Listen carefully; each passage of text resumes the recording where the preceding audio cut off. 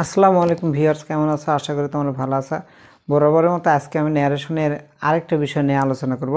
কিছু কিছু সময় দেখা যায় যে পাশাপাশি দুটো ইনভার্টেড কমা থাকলে কোনটা সাবজেক্ট হয় কোনটা অবজেক্টের হয়, অথবা দেখবো যে প্রথম বাক্যের সাথে সাবজেক্ট অবজেক্ট আছে, দ্বিতীয় বাক্যের সাথে কিছুই নেই।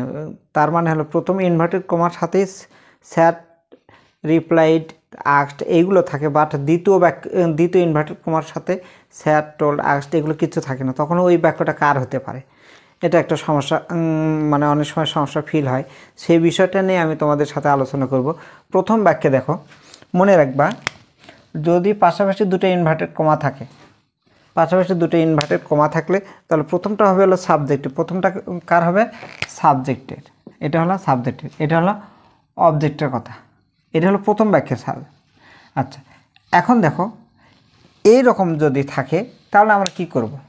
মনে করো এটা নেই, এটা নাও থাকতে পারে, তখন কিন্তু ধরতে হবে যে প্রথম কথা যেটা থাকবে হলো সেটা হলো সাবজেক্টের, বাইরের সাবজেক্টের। দ্বিতীয় কথাটা ইনভার্টেড কমা থাকবে হলো বাইরের অবজেক্টের।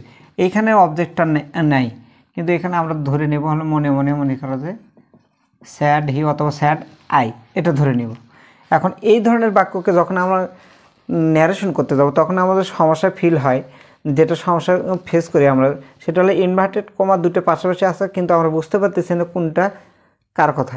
এখন প্রথম যে বাক্যটা থাকবে সেই বাক্যটা যখন আমরা করব, দেখো বাক্যটা ইন্টারোগেটিভ। বাক্যটা কি? ইন্টারোগেটিভ। এ স্যাডকে বলবে ভাই আমি ইন্টারোগেটিভ, তুমি চেঞ্জ হয়ে যাও। তাহলে কি হবে? মাদার, স্যারের পরিবর্তে আসবে হলো আস্কড। এ বাক্যে অবজেক্ট নাই, টু নাই, তার মানে অবজেক্ট নাই, কিন্তু এই বাক্যের অবজেক্টটা, এই আস্কডের অবজেক্টটা দ্বিতীয় বাক্যে ইনভার্টেড কমার পর থেকে নিয়ে আসতে হবে এটা। তাহলে হিমের সাবজেক্টিভ অবজেক্টিভ ফর্ম হলো, সরি, হির অবজেক্টিভ ফর্ম হলো হিম। ইনভার্টেড কমার পরিবর্তে কনজাংশন আসবে হলো ডাব্লিউএস ওয়ার্ড এখানে আছে হাউ। আমরা গত ক্লাসে কি শিখছিলাম? আই ইউ যদি সাবজেক্টিভ ফর্ম হয় তাহলে তার জন্য নিয়ে আসবো হি অথবা সি, হি অথবা সি। এখানে কি আছে? আর আছে, আরের পরিবর্তে আসবে হলো ওয়াজ, আরের পরিবর্তে কি আসবে?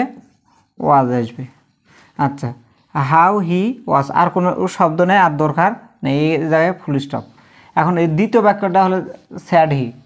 এটা যে এর কথা দেখো, এখানে কি নাই? টু নাই। টু যদি থাকতো এটা অবজেক্ট হতো, যেহেতু স্যাড উপরে টু নেই তার মানে ওটা সাবজেক্ট। তাহলে কি হবে? হি, স্যাডের পরিবর্তে আসবে বলে রিপ্লাইড। ইনভার্টেড কমার পরিবর্তে দ্যাট। ইনভার্ট কমার মধ্যে যদি ফার্স্ট পার্সন থাকে বাইরে সাবজেক্টকে ফলো করে, সাবজেক্ট কি লিখছে? হি। তাহলে এটা হলো এম। এমের পাস্ট টেন্স হলো ওয়াজ। এমের পাস্ট টেন্স কি? ওয়াজ। ফাইন। দেখো, হি replied that he was fine. এখন আমরা প্রথম যে ক্লাসে শিখছিলাম, দেখো প্রথম পরিবর্তন স্যাড, তৃতীয় পরিবর্তন হলো ইনভার্টেড কমা, তৃতীয় পরিবর্তন হলো পার্সন, চতুর্থ পরিবর্তন হলো ভার্ব। অ্যাডভার্বটা নাই, ওই জন্য পরিবর্তনের দরকার নেই। এইখানে এসে দেখো প্রথম পরিবর্তন, এটা দ্বিতীয় পরিবর্তন, এটা তৃতীয় পরিবর্তন, এটা হলো 4 নাম্বার পরিবর্তন। এইরকম করে মনে রাখবা, প্রথমে স্যাড পরিবর্তন হয়, তারপরে কনজাংশন পরিবর্তন হয়, তারপর পার্সন পরিবর্তন হয়, তারপর ভার্ব, তারপরে অ্যাডভার্ব। নিচের বাক্যটা এসে দেখি। নিচের বাক্যে মানে প্রথম বাক্যের সাথে সাবজেক্ট অবজেক্ট আছে, দ্বিতীয় ইনভার্টেড কমার সাথে সাবজেক্ট অবজেক্ট নেই। We, why are you making a noise, the man said to the boy. এখন এখানে দেখো একটা বোঝার বিষয় আছে, সেটা হলো এই স্যাডের পরে কি আছে? টু আছে। স্যাডের পরে যদি টু থাকে, স্যাডের পরে টুর পরে যে শব্দটা সেটা হলো অবজেক্ট, সেটা কি? অবজেক্ট। তার মানে এই অবজেক্টের কথা হলো দ্বিতীয় ইনভার্টেড কমা, অবজেক্টের কথাটা হলো দ্বিতীয় inverted comma, are the man sad এর কথা হলো প্রথম ইনভার্টেড কমার। আমরা কি শিখলাম? যদি স্যাড টু থাকে, টুর পরে যেটা থাকে তার কথাটা থাকবে হলো দ্বিতীয় ইনভার্টেড কমা, আর স্যারের আগে যেটা থাকবে সেটা হবে হলো প্রথম ইনভার্টেড কমা। তাহলে এটা বাক্য কি আছে দেখো, আমি উপরে করে দিই।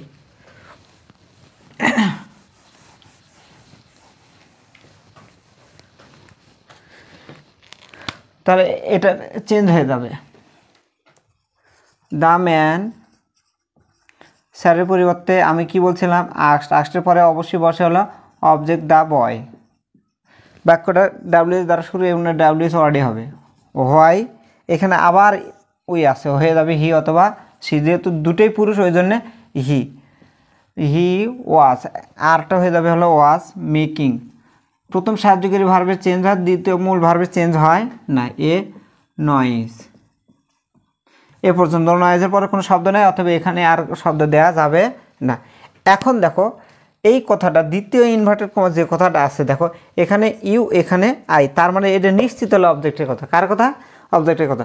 প্রথম ইনভার্টেড কমার মধ্যে যদি ইউ থাকে আর দ্বিতীয় ইনভার্টেড কমার মধ্যে যদি আই থাকে, তাহলে নিশ্চিত ওটা বুঝতে পারলে অবজেক্টের কথা। আর দুটোই যদি ইউ থাকে তাহলে বুঝবো যে দুটোই হলো সাবজেক্টের কথা। আচ্ছা, এখন দেখো তাহলে এটা কি আছে, দ্য বয় রিপ্লাইড, স্যারের পরিবর্তে আসবে হলো রিপ্লাইড, ইনভার্টেড কমার পরিবর্তে কনজাংশন আসবে হলো দ্যাট, কি আছে আই আছে, আইয়ের পরিবর্তে এই জায়গাতে আসবে হলো হি অথবা সি, এম আছে, এম এর পরিবর্তে আসবে হলো ও আছে। আমি কি বলছিলাম, প্রথম সাহায্যকারী ভার্বের পরিবর্তন হয়, মূল ভার্বে হাত দেওয়া যাবে না। ডুইং বিগ ইট, ইটের পরিবর্তে এই জায়গাতে হয়ে যাবে হলো দ্যাট। আচ্ছা, বিকজ কি আছে আই হ্যাভ, বিকজ এখানে মিশে দেই, বিকজ কনজাংশন আছে আবার আই আছে, ওই জন্য হয়ে যাবে হলো হি, হ্যাভ থাকলে হয়ে যাবে হলো হ্যাড। আমরা কি শুধু have, has, had, did, was, were এগুলোর সাথে থাকলে হ্যাড হয়। None to take care of, এ পর্যন্ত আর কোনো শব্দ নেই। তাহলে আজকের ক্লাসের মূল থিমটা হলো কি, যদি ইনভার্টেড কমা দুটো হয়, পাশাপাশি দুটো ইনভার্টেড কমা হলে প্রথমটা হবে হলো সাবজেক্টের, দ্বিতীয়টা হবে হলো অবজেক্টের। আর দ্বিতীয় রুলস কি শিখলাম, যে প্রথম বাক্যের সাথে প্রথম ইনভার্টেড কমার সাথে স্যাট ডট আস্ট আছে, বাট দ্বিতীয়টার সাথে নেই। তখন আমরা বুঝবো প্রথম ইনভার্টেড কমার মধ্যে যদি ইউ থাকে, এটা হবে হলো সাবজেক্টের, এটা কি হবে সাবজেক্টের। দ্বিতীয় ইনভার্টেড কমার মধ্যে যদি সাবজেক্ট আই থাকে তাহলে সেটা হলো অবজেক্টের। আরেকটা জিনিস মনে রাখবা, স্যারের সাথে যদি টু থাকে তাহলে টুর পরে যে শব্দটা পার্সনটা থাকবে সেটা সর্বদাই অবজেক্ট। আর দ্বিতীয় ইনভার্টেড কমা সর্বদাই ওই অবজেক্টের কথাটাই হবে। আশা করছি তোমরা বুঝতে পারছো। পরে কোনো ক্লাসে ন্যারেশনে আরও জটিল বিষয় নিয়ে তোমাদের সাথে আলোচনা করব। সে পর্যন্ত ভালো থাকো। আল্লাহ হাফেজ।